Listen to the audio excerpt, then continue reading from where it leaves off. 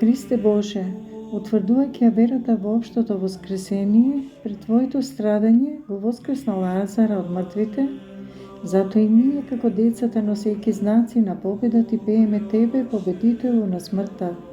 Осана во висините, благословен е оној што доаѓа во името Господ. Почитувани пријатели, имаме благослов да го посетиме гробот на Лазар, каде се верува дека бил погребан и на 4-тиот ден воскреснал од мртвите.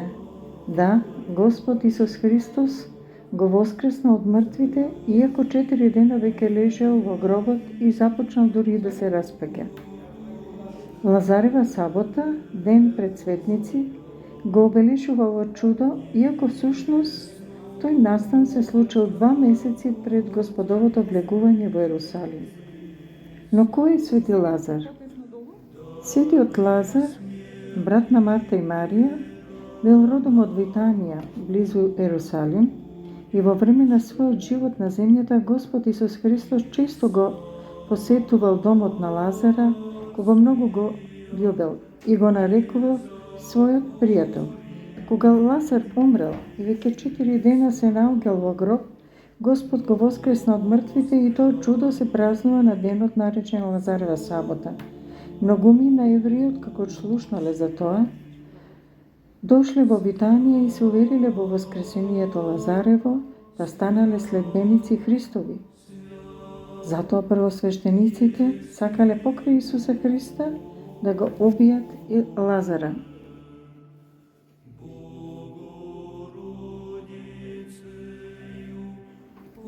Патеката до гробот е доста стрмна, со многу скалила, но радоста и возбудата дека негде на крајот од сите тие скалила ќе стигнеме до тесниот влез кој што ќе не пренесе во гробното место и сетата благодат, радоста, молитвениот вапеј на душата и на срцето, како да го чувствува дека е дел и од чудото, од тоа воскресение, од распаѓање кон живот.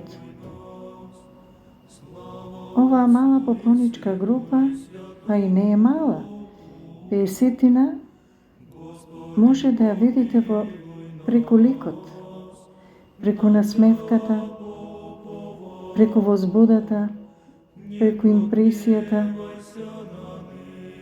преку среќата, восхитеноста. Јас не знам кои све чувства да ги набројам, подсетувајќи се на своето чувство, а гледајќи го тоа на ликовите на сите мои сопатници, можам да кажам дека да се доживее поклонение на гробот, каде се случило најголемото чудо, дека Христос бил на земјата, а тоа е починат да го воскреснеш и вратиш меѓу живите. Тоа е големо доживување за нас, поклониците.